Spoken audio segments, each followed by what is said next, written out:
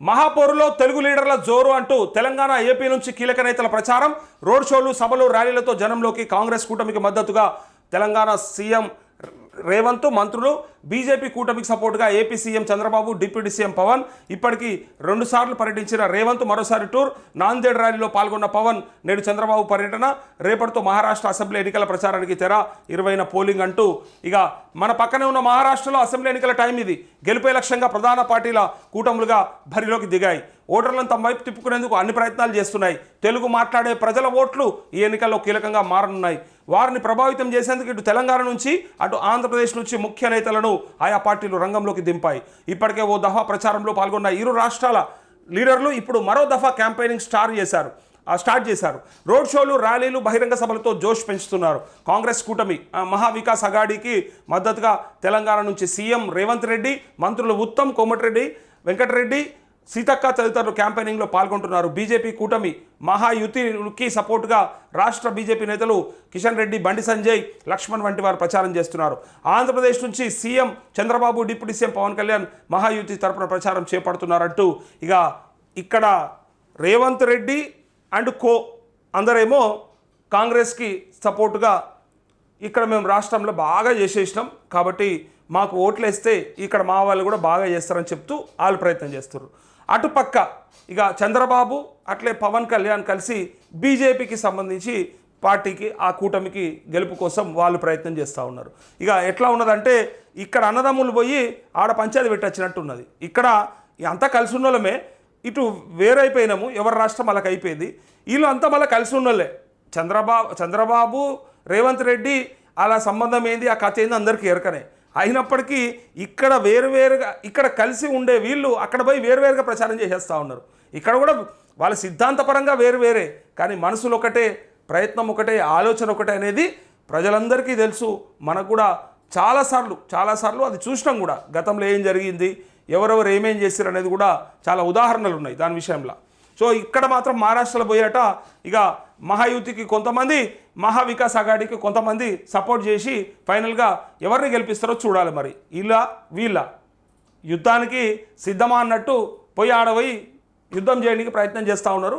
మరి ఇక ఎవరిని గెలిపిస్తారు, ఎవరు గెలుస్తారు అనేది మనకు తెలిసిపోతుంది. అయితే ఆ ఏరియాల్లో మనోళ్ళు ఎక్కువ ఎందుకు చేస్తూ ఉన్నారు, అసలు మహారాష్ట్రలో ఎందుకు మన వాళ్ళు పోయి ప్రచారం చేయాల్సిన అవసరం ఉన్నది? మన సినిమా హీరో లేదంటే మన నాయకులు పోయి అక్కడ ప్రచారం చేస్తే ఏం ఓట్లు వస్తాయి అని అంటే ఇక్కడ చూడండి. ఇక మహారాష్ట్రలో 12,63,00,000 మంది నివసిస్తుండగా అందులో దాదాపు 14 లక్షల మందికి పైగా తెలుగు వాళ్ళు ఉన్నారు. అది అసలు ముచ్చట. 14 లక్షల మంది మహారాష్ట్రలో మన తెలుగు వాళ్ళు బతుకుతారు. సో అందుకోసమే ఇక ఆ 14 లక్షల మందిలో తెలంగాణ వాళ్ళే 70% ఉంటారు. 70% తెలంగాణ. దానికి కారణం ఏంటంటే మన నుంచి చాలామంది అక్కడికి వెళ్ళి పని చేసుకునేటోళ్ళు లేదా వ్యాపారాలు ఉన్నాయి, కొంతమంది ఉద్యోగస్తులు, ఇట్లా రకరకాలుగా ఉంటారు. కాబట్టి వాళ్ళంతా 70% మనోళ్ళే ఉన్నారట. తెలంగాణకు మహారాష్ట్ర బార్డర్ ఉండడంతో చాలామంది ఆదిలాబాద్, నిజామాబాద్, కరీంనగర్ ఏరియాల నుంచి అక్కడికి వలస వెళ్ళారు. షోలాపూర్, భీవండి, నాందేడ్, పూణే, ముంబై ఏరియాల్లో తెలంగాణ వాళ్ళు సెటిల్ అయ్యారు. అక్కడ వస్త్ర పరిశ్రమల్లో ఎక్కువగా మన వాళ్ళే కనిపిస్తారు. వీరి ఓట్లు మహారాష్ట్ర ఎన్నికల్లో గెలుపోవటంలో ప్రభావితం చేయనున్నాయి. అందుకే ఇటు కాంగ్రెస్ కూటమి అటు బీజేపీ కూటమి తెలంగాణ నేతలను స్టార్ క్యాంపెయినర్లుగా నియమించాయంటూ ఇక మనకు ఉన్నటువంటి బార్డరు మహారాష్ట్రతో ఉంది కాబట్టి మన దగ్గర ఉన్నటువంటి చాలామంది ఈ ఆదిలాబాదు, నిజామాబాద్, కరీంనగర్ ఏరియాలకు వెళ్ళి చాలామంది షోలాపూర్, భీవండి అని చెప్పి వెళ్తారు కదా. సో నాందేడ్, పూణే, ముంబై వంటి ఏరియాలకు వెళ్తే అక్కడ కొన్ని పరిశ్రమలలో పనిచేస్తారు.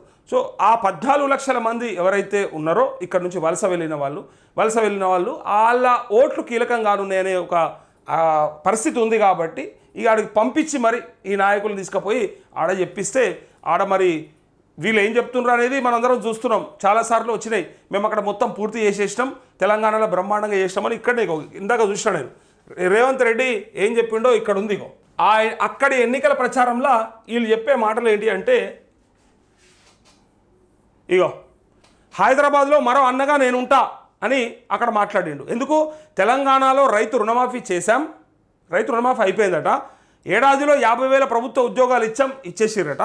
షిండే, అజిత్ పవార్ గుజరాత్ గులాంలని చెప్తూ మహారాష్ట్రలో ప్రజా తీర్పును కాలరాశారు. చంద్రపూర్ ప్రచార సభలో సీఎం రేవంత్ అంటూ ఇక్కడ పోయి అబద్ధాలు చెప్తా ఉన్నాడు. కనిపిస్తూ ఉంది ఇక్కడ చూడండి. చంద్రపూర్లో కాంగ్రెస్ అభ్యర్థి ప్రవీణ్ పడవేకర్ను గెలిపిస్తే మీకు అన్నగా ఉంటారని, హైదరాబాద్లో మరో అన్నగా తాను ఉంటానని సీఎం రేవంత్ రెడ్డి అన్నారు. మహారాష్ట్రలో చంద్రాపూర్ నియోజకవర్గంలో గుగూస్లో శనివారం ఎన్నికల ప్రచారం నిర్వహించిన ఆయన షిండే, అజిత్ పవార్పై విమర్శలు గుప్పించారు. తెలంగాణలో కాంగ్రెస్ ప్రభుత్వం రైతులకు 2 లక్షల రుణమాఫీ చేసిందని వెల్లడించారు అంటూ ఇక్కడ అసలుది ఒక విషయం గుర్తొస్తుంది మనకి. కేసీఆర్ కూడా అంటే అప్పుడు అట్లనే ఉండే పరిస్థితి, అట్లనే కనపడ్డది కూడా. ఏం చేశారంటే పక్క రాష్ట్రాలల్లో ఆఫీసులు ఓపెన్ చేసి అక్కడి నాయకుల్ని చేర్పించుకొని ఇక అక్కడ కూడా మా పార్టీ పోటీ చేస్తుంది, దేశంలో ప్రత్యామ్నాయం ఉండాలి, అయితే బీజేపీ లేదా కాంగ్రెస్ అనే పరిస్థితి ఉంది కాబట్టి ఇది మారాలి, ఖచ్చితంగా యూపీఏ ఆర్ ఎన్డీఏ కూటములు మాత్రమే ప్రభుత్వాన్ని ఏర్పాటు చేస్తున్నాయి కాబట్టి ఈసారి మార్పు రావాలి, థర్డ్ ఫ్రంట్ అని చెప్పి ప్రయత్నం చేసాడు. చేస్తే ఎంతమంది కలిసి వచ్చిండ్రు ఏంది అనేది మనం చూసినాం. కానీ ఇప్పుడు తెలంగాణలో అదే అప్పుడు చాలామంది ఇదే మాట అన్నారు, ఈవెన్ నేను కూడా అన్నా, మొదలు ఇక్కడ సెట్ చేసుకున్నాక పక్క రాష్ట్రాల్లో చూడాలి, కానీ ఇక్కడ ఏం చేయలేకుండా పోయి పక్క రాష్ట్రాల్లో ఏదో గొప్పగా చెప్తే ఉన్నది పోతుంది, ఉన్నది పోతుంది, ఉంచుకున్నది పోతుంది అని చెప్పినాం. ఆనాడు ఇదే పరిస్థితి అయింది. చెప్తే అర్థం కాలే వాళ్ళకి. ఇక్కడ రాష్ట్రంలో మొత్తం సాఫ్ అయిపోయినట్టు, ఇక్కడ ఏ సమస్య లేనట్టు కనుక పక్క రాష్ట్రాల్లో పోయి గొప్పలు చెప్తే ఆయన అది పోతుంది, ఇది పోతుంది, ఆడ రాదు, ఈడ పోతుంది. ఇప్పుడు కేసీఆర్ ఇక్కడ పోటీ చేసేది ఉండే, మరి మహారాష్ట్ర ఎన్నికలలో ఖచ్చితంగా కేసీఆర్ అంటే బీఆర్ఎస్ పోటీ చేసేది ఉండే. ఎందుకు చేయలే మరి? అక్కడ కూడా పార్టీకి ఒక ఆఫీస్ పెట్టుకున్నారు, కొంతమందిని చేర్పించుకున్నారు నాయకులని. ఆ నాయకులంతా మరి పోటీలో ఉన్నారా లేరా, పోటీ చేస్తురా లేదా, అది కూడా చెప్పాలి. చేస్తేనే కదా మీరు ఆనాడు ఖచ్చితంగా దేశంలో మార్పు రావాలని చెప్పినారు, దేశవ్యాప్తంగా నేను ప్రయత్నం చేస్తా అని చెప్పి దేశ్కి నేత అన్నారు, ప్రధానమంత్రి దాకా కూడా అవుతాడు అని చెప్పినారు. కానీ ఏమైంది? అక్కడ ఉన్నది ఇక్కడ ఉన్నది పోయింది, అక్కడ ఉంచుకున్నది పోయింది అన్నట్టు అయిపోయింది. ఆ పరిస్థితులు వస్తాయి. అందుకే ఫస్ట్ ఏదో అంటారు కదా, గూట్ల రాయి తీసినాకనే ఎట్ల రాయికి ప్రయత్నం చేయాలి, కానీ ఈ గూట్ల రాయి చక్కగా తీయకుండే మొదలు పోయి నేను ఎట్లా తీస్తా అంటే అది సెట్ కాదనే చాలామంది పెద్ద మనుషులు చెప్తారు. గదే జరిగింది. అది జరగడం వల్లనే మిస్ అయింది. లేకపోతే పక్క రాష్ట్ర ఆంధ్రప్రదేశ్ నుంచి, మహారాష్ట్ర నుంచి, ఇక పంజాబ్ నుంచి వచ్చి జాయినింగ్స్ అవుతూ ఉంటే ఇక్కడ ప్రగతి భవన్లో కూర్చొని భోజనాలు చేస్తూ ఉంటే అందరూ అనుకున్నారు బ్రహ్మాండంగా దేశవ్యాప్తంగా కూడా బీఆర్ఎస్ అయిపోతుందిగా, నేషనల్ పార్టీగా అయిపోయిందని అనుకున్నారు. ఇప్పుడు అదే పరిస్థితి, బీఆర్ఎస్ కాస్త మళ్ళీ టీఆర్ఎస్గా మారుతుంది భవిష్యత్తులో, చూస్తాం కూడా.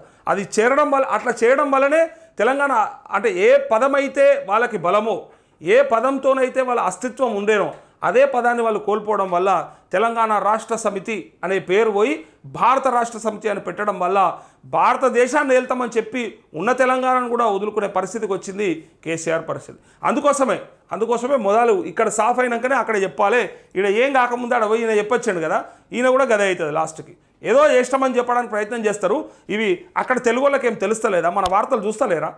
మన లైవ్ చూస్తలేరు? అక్కడ ఏం జరుగుతుంది? రైతులు రోజు ఎందుకు ఫోన్లు చేస్తూ ఉన్నారు, ఎందుకు మాట్లాడుతూ ఉన్నారు, ఎందుకు ఇబ్బందులు పడుతూ ఉన్నారు? రైతు బంధు ఏకపాయే బోనస్ అని చెప్పి అదో బోగస్ పని తీసుకొచ్చిండ్రు అని చెప్పి అనుకుంటలేరా? వాళ్ళకి తెలుస్తలేదా? ఇక్కడ రైతులు అక్కడ రైతులతో మాట్లాడుకోరా? ఖచ్చితంగా మాట్లాడతారు. ఎంతో కొంత మన పత్రికలు చదువుతుంటారు, ఇక్కడ ఉన్నటువంటి వార్తలు చూస్తారు. సరే మెయిన్ స్ట్రీమ్ మీడియా లేకపోతే పత్రికలు ఏమైనా తప్పులు రాసినా లేదా ప్రభుత్వాన్ని కాపాడడానికి ప్రయత్నం చేసినా మాలాంటి మీడియా అయితే ఉంది కదా, ఇక్కడ విషయాలని వాళ్ళ ఆకలింపు చేసుకుంటారు కదా, అర్థమవుతుంది కదా, వాళ్ళకు కూడా అవగతం అవుతుంది కదా ఏం జరుగుతూ ఉంది, హైదరాబాద్లో ఏం చేస్తూ ఉన్నారు, ఇటు మూసి పరివాహక ప్రాంతంలో ఉన్న ఆ సామాన్యులను ఎట్లా ఇబ్బంది పెడతా ఉన్నారు, ఈ తిట్లని వాళ్ళు వినట్లేదా? తెలుసు కదా వాళ్ళకి.